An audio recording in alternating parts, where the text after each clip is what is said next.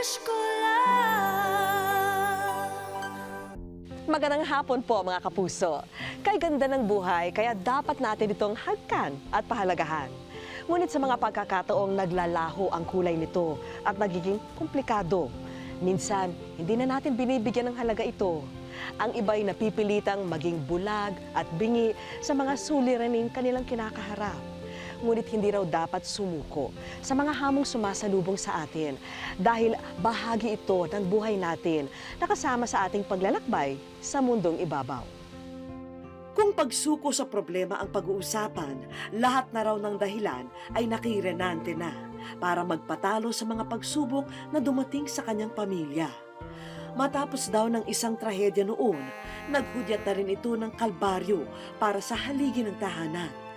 Saan kaya siya humuhugot ng lakas para magampanan ang lahat para mabuhay silang pamilya?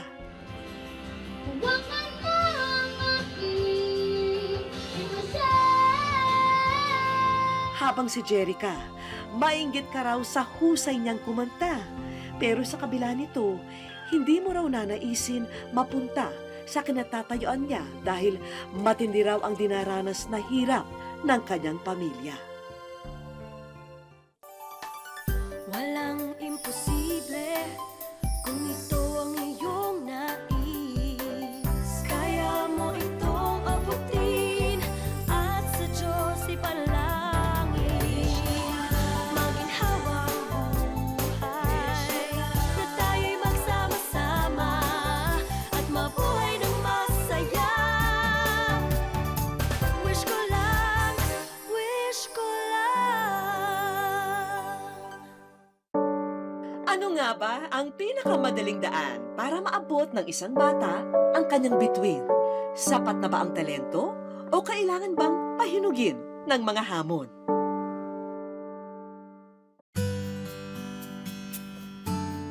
Dito sa Imus, Cavite, isang 11 anyos na mga awit ang nakilala namin, si Jerica.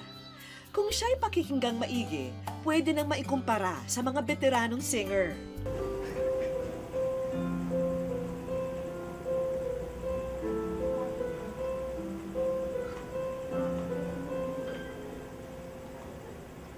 Hindi ko alam kung ano ang panalangin ang hinihingi. Basahin mo ang isip, pakinggan mo ang puso mo, baka alam mo naman ang sikreto kung saan ako naroon.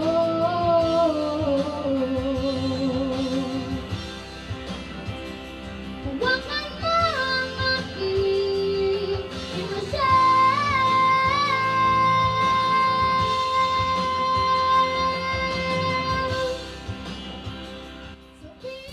Doon po sa sa Barcelona, champion po siya doon. Tapos dito naman po sa Lancaster, naman po siya, second po siya. Kasi sabi po nung tatlong judges, sabi po sa kanya, bakit ka sumali ng singing contest ng damit mo para kang bibili ka lang ng betching? Sabi ko gano'n. Wala po kami pambiling damit na maganda eh. Sabi ko, hayaan mo na kahit masinging ko na, kahit third ko man lang, basta. Kasi napasok po kasi siya noon eh, kailangan po din namin kasi ng panggastos sa kanya. Ayun. Kaya sa pagkanta-kanta po niya sa mga gano'n, nakakatulong naman po sa pagpasok niya. Dahil sa nakitang potensyal sa anak, ibinubuhos ng mga magulang ni Jerica ang kanilang suporta sa kanya. Kasi po yung sabi po sa akin ng papa ko dati, para pong nalalaman na rin po nila na magaling din po ako kumanta. Tapos po, doon ko na po na-discover yung pagkakanta ko. Yung po mga nakikita ko sa mga singer eh. Ganun, kung paano pong galaw, kung paano tunog ng boses, kaya niya naman po gayahin. Sabi ko, di may talent nga siya, kaya yun po. Medyo tinuturuan ko kahit hindi naman ako marunong magturo. Ito po yung bahay namin dati. Pasok po kayo.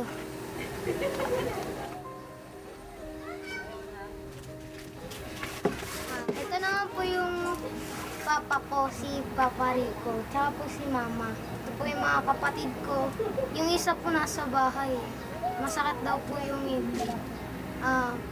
Simula po nung nawala po kami dito, para pong hindi na po kumanda yung ganda-ganda po yung buhay namin. Maraming pagsubok na ang dumating sa mag-anak. Isa na rito ay ang pagtira nila noon sa dating koral ng baboy. Ngayon po, yun nga lang po kasi inaabot po siya ng baha pagka may bagyo, pagka malakas po yung ulan. Tapos, siyempre, ngayon po, lumipat po kami ngayon eh. Kasi manganganak po ako, nakakatakot naman dito po mag-ano. Pero kailangang maghigpit ng sinturon ang mag-anak para mapanatili ang bubong sa mga ulo nila. Kaya ang kinikita ni Mang Rico sa kung ano-anong trabaho, nasisimot at napupunta lamang sa renta. Trabaho ko kasi ano lang, diskarte lang. Kasi yung baba lang kasi pinag-aralan ko eh. Kaya hindi kayang kumuha ng medyo malaking sahod. Yun pong minsan po, dumating sa punto na nanghihiram kami ng bigas sa kapitbahay. Kasi wala po talaga. Mas mahirap pa po sa langgam. Wala po minsan, wala din po kami makain minsan. Pag walang pagkain sa bahay, si Papa po naghahanap ng pagkain. Ang lagi nilang sinasabi, Mama, kailan tayo magkaroon ng magandang bahay? Lang po ang kaya ibigay. Sana naawa ako, kaya lang po wala naman ako magagawa. Kasi nasa bahay lang naman po ako nag-aalaga sa kanila. Gusto ko man pong tumulong, wala rin po ako magagawa. Minsan, kumakapit na lang sila sa pangarap na balang araw, makakatikim sila ng ginhawa. Mas lalo pa pong gumanda yung buhay namin. Gusto ko rin nga po palipat sila mama sa magandang bahay. Dahil naawa po ako sa kanila. Noon po yung bahay po namin yan, binabaha po kami dyan. Pag naulan po na, tumataas po yung ilog po. Binabaha po kami dito, mga hanggang dyan po sa guhit na yan. Kaya po minsan po napapalipat po kami sa kapitbahay. Doon na lang po muna kami nakikitira. Tapos po, pag wala na pong bagyo, bumabalik na po kami, nililinis na lang po namin. Ngunit kahit nasanay na sila sa buhay dukha, maswerte pa rin sila at nakakapasok pa sa eskwela sina Jerica.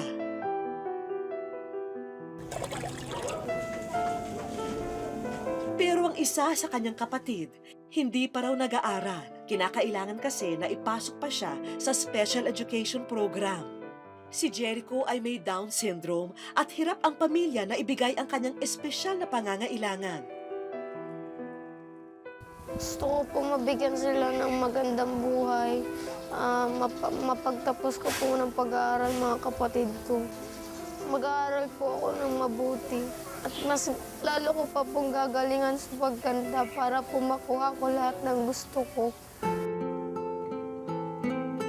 Sa pagkanta, nakikita ni Jerica ang maaring maging susi sa kanilang mga pangarap. Kaya naman, hindi tumatanggi si Jerica sa tuwing may mag-aalok sa kanyang umawit sa kahit anong okasyon. Yung mga ibang tao po natutuwa sa kanya, binibigyan po siya ng mga pambaon, gano'n. Kasi po, minsan po kasi pag mayroong birthday, nagugulat na lang po kasi sa kanya, bigla siya nagkakapere. Kahit hindi niya po kilala yung mga tao, nadaan po siya sa may mga birthday, sabi niya makikanta daw po. Yun, pag kumanta po siya, pag uwi niya, may pera na siyang dala. Kaya nagugulat nga po kami, kala namin nagnanakaw siya, sabi hindi daw, nakikanta lang daw siya sa may birthday. Ganun. Kaliwat kanan din ang pagsali ni Jerica sa mga singing contest. Malaking tulong sa kanyang pamilya kung manalo at kung may maiuwing premyo. Hindi ko na alam kung anong nga panalangin ang hilingin. Hawakan mo ang aking emosyon.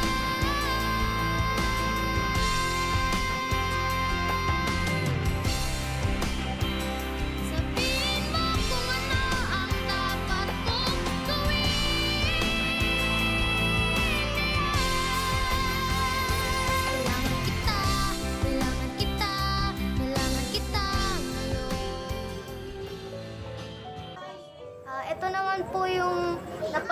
natutunan ko ng singing contest noong July 24, 2010. Ako po yung nagwagi ng champion. Ito naman po yung mga kasamahan ko no, sa God's Little Sparrows. Ito po yung mga naipundar ko po sa sa pagkanta ko. Tapos po, ito naman po yung mga CD ko.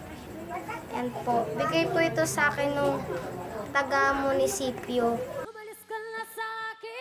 Kung mag-champion sa Patimpalak, dahil din daw ito sa kanyang sikreto. Ang gamitin ang pyesa ng kanyang idolo, ang bandang Aegis. Hindi ko na kailangan umalis ka na sa aking harapan.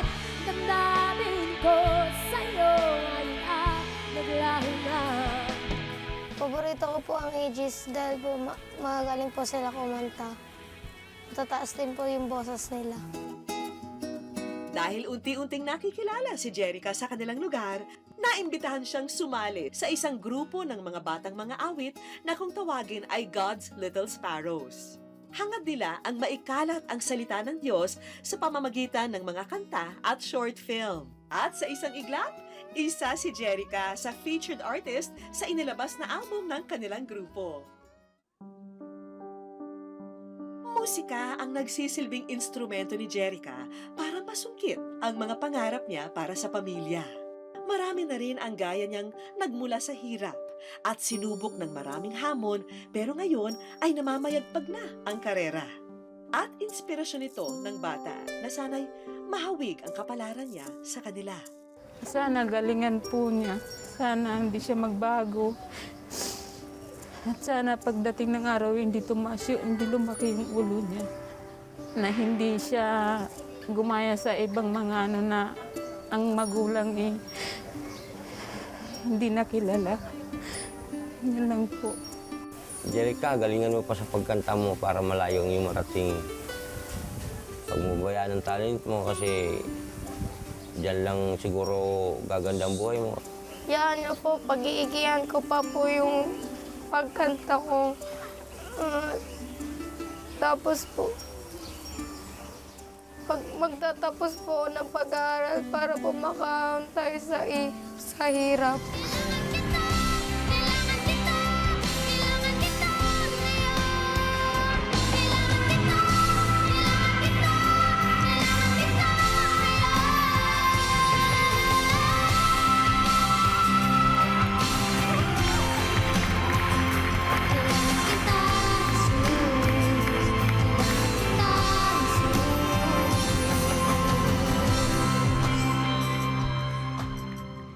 Wish ko lang. Abangan niyo po ang pagtupad ko sa wish ng isang batang singer ngayong Sabado. Dito lang sa Wish ko lang. Wish ko lang. Kinabukasan, inibitahan namin ang pamilya para sa isang audition. Dahil pagkakataon nito, hindi kami tinanggihan ni Jerica. Pero ang totoo, kunwari lang audition at meron kaming espesyal na kakuntsaba. Ang alam ni Jerica, meron siyang imimit na taga-GMA para sa audition niya dito.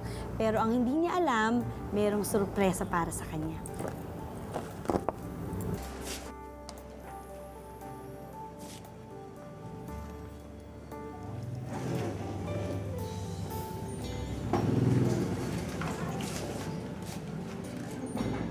Good afternoon po. Good afternoon naman. Hello. Magandang hapon sa inyo. Hello po. Hello po. Ay, ba't kinakatayo dyan? Di ba yun?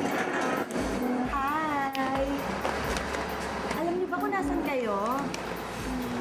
Kayo ay nasa wish ko lang. Nasa wish ko lang po kayo. Halos hindi makapagsalita ang buong mag-anak sa kanilang narinig.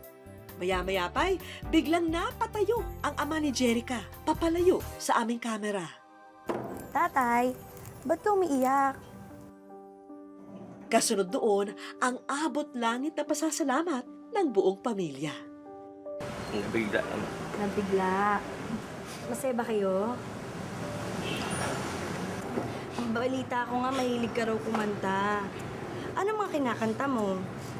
Ano po yung kanta po ng 80s, kanta po ng God's Deepest Valley. Oo, tsaka ilang taon ka na ulit? Ano po, 11 years 11 years old. Tapos kailan ka nagsimula na, na kumanta? Ano po, 6 years old po, nagsimula na po kumanta 6 years old. Kanino ka nagmana? Sa mami, sa daddy? kay mama. O ready na ba kayo makita yung mga iba niyo pang sorpresa? Ready na? Ganali ka na. Excite na. Matapos nito, agad dumiretso ang mag-anak kasamang ating kapusong si Jolina Magdangal Escueta sa aming sumunod na sorpresa. At sa pagbukas ng pinto, ito ang bumulaga sa kanila. 2 negosyo package para sa mag-asawa at kina Jerica. Samot-saring grocery items, mga gamit sa kanilang bahay at school supplies. Parang baby shower na rin ito sa magiging bunsong kapatid ni Jerica. Kami na rin ang bahala sa pagpapa-ospital ni nanay sa kanyang nalalapit na panganganak. At nanay, meron din pong gamit dahil parang may laman po ang tiyan niyo, di ba? Ay, wala po. Para paglabas po niyan, ready na po ang mga gamit para sa baby. Diba? Tapos, ito rin po, meron din po kayong mga grocery dyan para po ipandagdag niyo po sa inyong mga pagkain. Tapos, nanay, meron pa ditong surprise eh. Teka lang, excuse me. Oo. Wow, Jerica. Ayan, meron kayong medical assistance para sa'yo, para kapag nagkasakit ka, pwede kang magpagamot. Masaya po. Dahil, Kasi hindi ko po akalain na ganito pala nag-aantay sa amin. Papasalamat lang po ako sa iyo, Ma'am Jolie. sa wish ko lang po. Hindi ko po talaga akalain na wish ko lang po pala yun kung pupuntahan namin. Thank you po talaga ng malaki. Maraming salamat po. Nabis ko lang kasi. Walang black talaga kami sa eh. Dito lang po namin na yung mga ganitong klaseng bagay. Kala ko kasi namin mapanood lang namin. Hindi po namin nakalain na pati rin po pala mismo kami mapapanood na sarili namin sa TV. Masaya po. Papasalamatin po sa wish ko lang, pati na rin po sa inyo. Lahat na tumutulong sa amin. May kasama pa tayong isang kaibigan na si Edsel. In behalf of Filtrepreneur Franchise Incorporated, I'm awarding you this food cart business para makapagsimula na po kayo ng maliit na business nyo. I'm awarding this to Miss Jerica Villanueva. Congratulations po, ma'am. Pwede na po kayo mag-start. O ngayon hindi pa tapos to ha, meron pa tayong gagawin at saka may sorpresa pang isa. Kaya break muna tayo. Okay, let's go. Dito tayo. Tara. Para magpasalamat sa mga natanggap, isang awitin ang alay ni Jerica.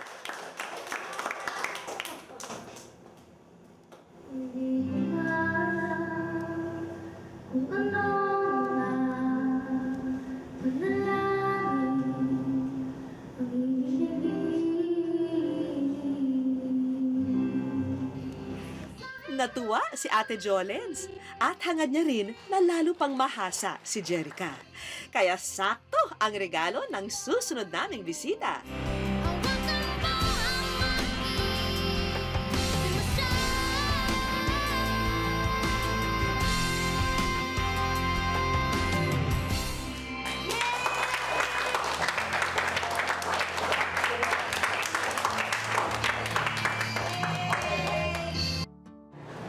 Dahil magaling kang kumanta at para mahasa pa ang boses mo at maging future singing star ka, Jerica, kami sa Center for Pop Music Philippines ay binibigyan ka ng full scholarship grant sa voice and stage performance.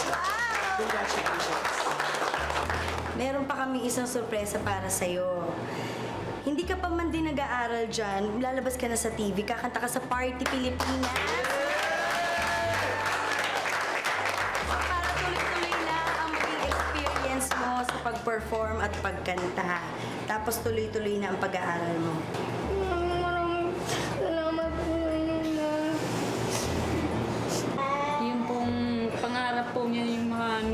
talaga siya sa TV. Yun po talaga minimithi po niyang pangarap na gusto niyang matupad. Thank you po talaga ng marami. Sana po abangan niyo po ako sa TV, sa Parte Pilipinas po.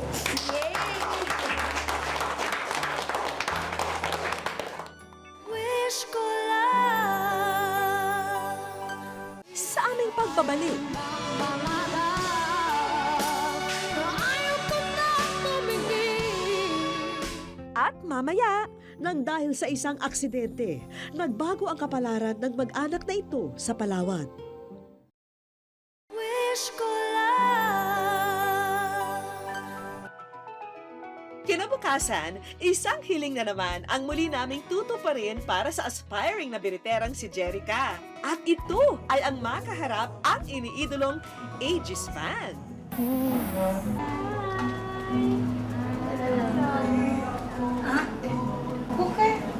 Halika dito. Hi, Jerica. Ikaw pala si Jerry. Kala ko Jerry. Kuya, Jerry, ikaw yung si Jerry ko. Ano naramdaman mo na nakita mo na siya?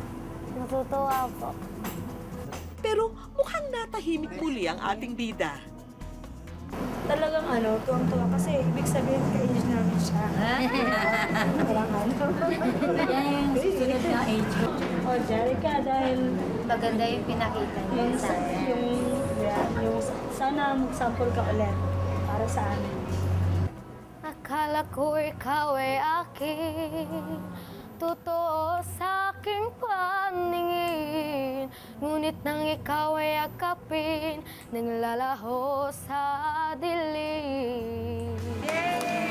Nais kong malapit sa'yo, nais kong malaman mo. Dahil napabilib din ni Jerica ang mga idolo, sinuklian nila siya ng mga regalo.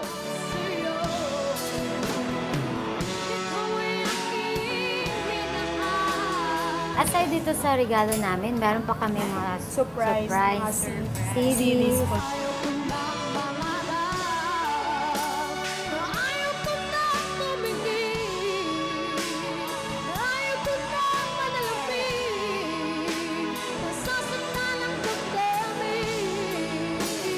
Ngayon ang simula ng mas magandang yugto, hindi lamang para kay Jerica, kundi para sa kanyang mga mahal sa buhay. At umaasa kami na sa mga darating na araw ay may isang bagong bituin tayong kikilalanin at hahangaan. Ang galing! Wish ko lang Sa aming pagbabalik, Nagpasalamat po kami kahit na ganyan ang asawa ko. Importante magkasama po kami habang buhay po. wish ko lang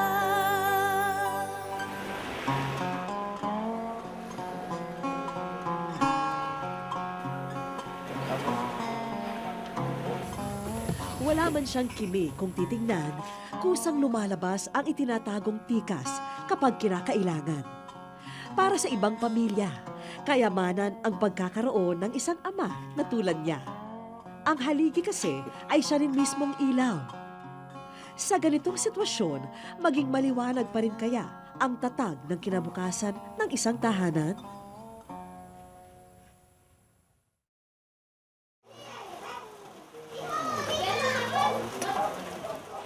Sa liblib na lugar sa Tingman, Aborlan, Palawan namin nakilala ang 32 taong gulang na si Mang Renante. Po, masaya kami. Lagi po kami magkasama kahit saan. Pinapasyal ko po ang mga anak ko kung ano pong may mga palaro dyan, kung saan kung anong hiningin ng mga anak ko, binibigay namin. Bilang padre de pamilya, mabigat daw ang krus na nakaatang sa kanyang balikat. Krus na pilit niyang kinakaya sa bawat araw na dumaraan.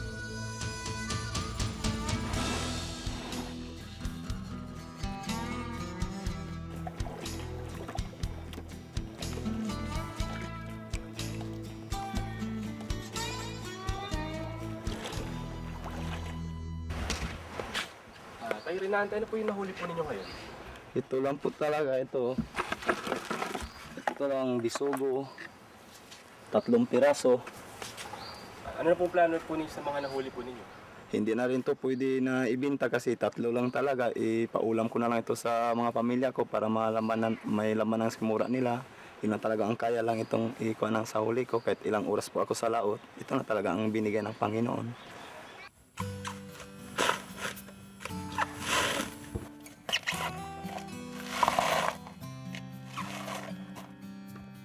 Kapag matumal ang huling isda, pagbabalat ng niyog ang nagiging katuwang ni Mang Renante.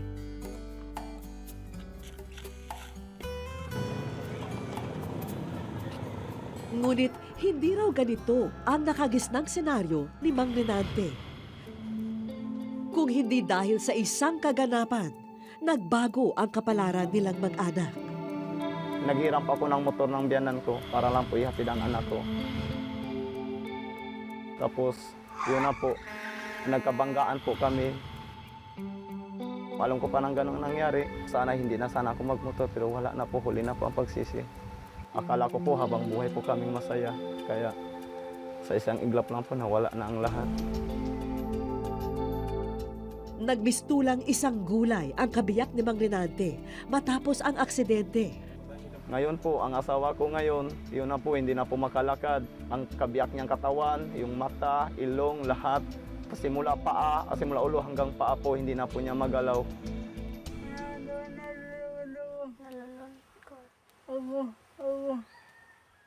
Nalulungkot daw po siya dahil dati po si mama po yung nagagawa, ngayon po si papa na po.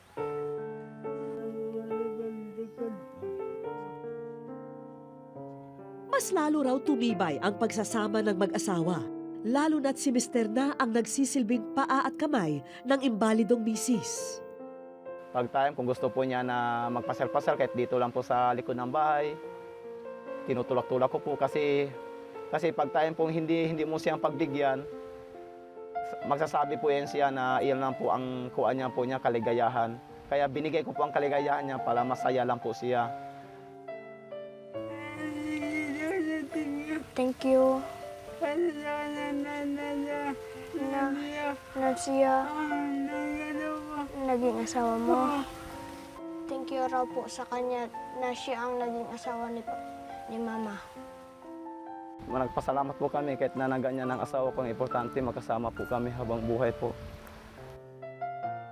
Pero may mga pagkakataon daw na hindi na pinapayagan si Mang Renante ng kanyang asawa na mawala sa paningin nito. Dahil ang pag-alis-alis ni Mister sa kanilang tahanan para maghanap buhay, tila pinagmumula ng selos ni Aling Cecily.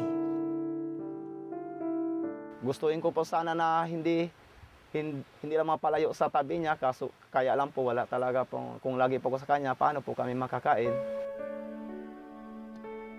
Minsan na rin daw niyang tinangkang magpakalayo-layo.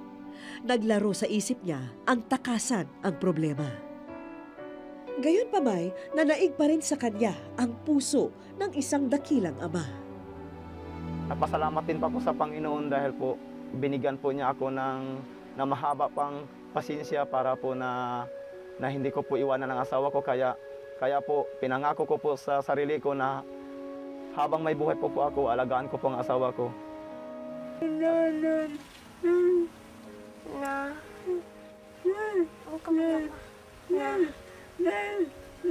Dahil hindi ikaw na hindi raw po siya iniwan. Kaya ako po nasasabing idol ko si Papa kasi sa lahat ng lalaki si Papa lang ang napili ni Mama. Tapos hindi niya iniwanan si Mama maski nagkamawi siya. Papa, si Mama. Lagi ko po rin po sinasabihan na magtiis na lang po tayo. Kaya importante, magkasama pa rin tayo at binigyan rin po tayo ng na binigyan ka pa rin niya ng buhay na nakita po rin niya kami at mga anak niya.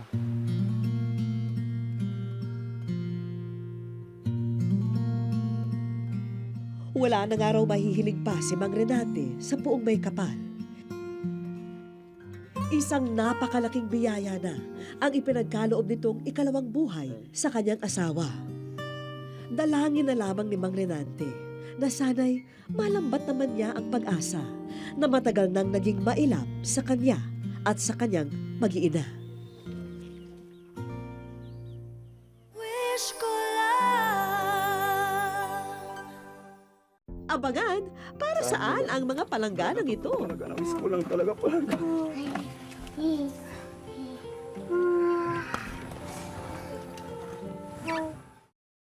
Wish ko lang.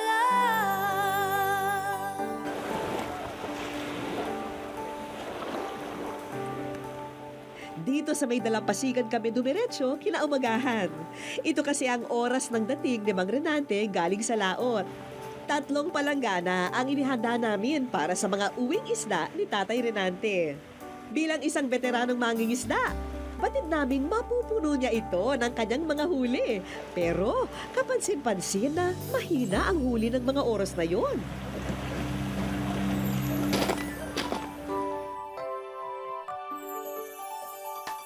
Wish ko lang. Maraming salamat po na kami po ang napili sa wish ko lang. Magmadali na kayo at ipapatid sa inyong pamilya ang istoryang babago sa inyong buhay. Ga, napakita ko sa'yo, Ga. Basahin mo, Ga. Ha? Talagang totoo talaga. Na-wish ko lang talaga palaga.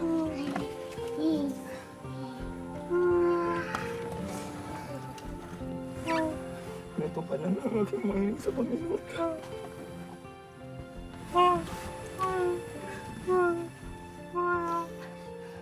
Baka mabalik ka sa dati ang pagkamasaya natin. Salamat sa Diyos. Kaya...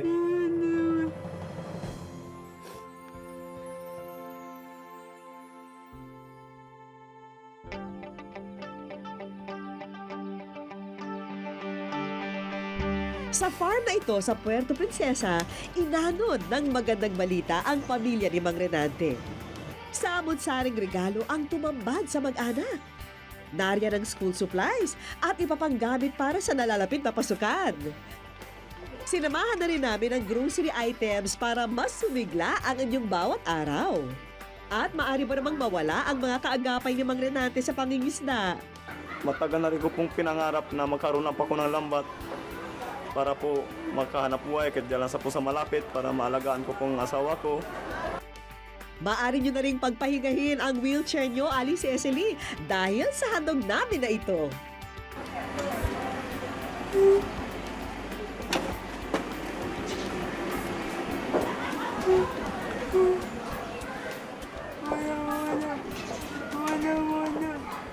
Maganda daw ang pakiramdam niya lalo na sa lumaki ng wheelchair ngayon. Sobrang ganda po ang naramdaman daw niya. Hindi pa riyan nagtatapos, Mang Renante, dahil meron pa tayong isang kaibigan na may handog na regalo. On behalf of STI College Puerto Princesa, nais namin na ihandog ang gift of knowledge for any 4-year course sa inyong mga anak na sina Ian at Christian. Sana makatulong ito sa pagtupad ng inyong mga pangarap. Congratulations. Manong Renante. Maraming salamat po, Ma'am. Ito po.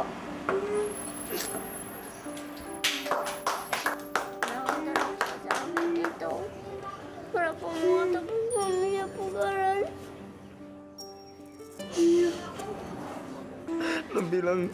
Bilang magulang po sa aking mga anak, at higit po lahat sa aking asawa at na ganito po, ipagtutuloy ko po ang pag-alaga at pag-espresyos po sa aking mga anak.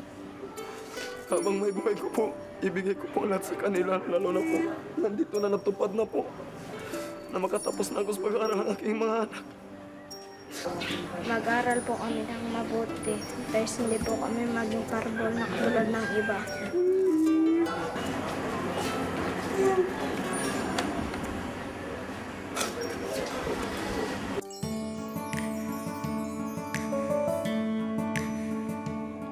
Dahil pinanday na raw ng panahon ang kanilang pamilya, gaano man daw kabigat ang hampas ng problema sa kanilang buhay, kayang-kaya na nila itong malampasan. At kahit maging mailap ang paglambat nila ng swerte, basta't sama-sama nilang haharapin ang agos ng buhay, patuloy pa rin silang makakabigwit ng biyaya sa araw-araw.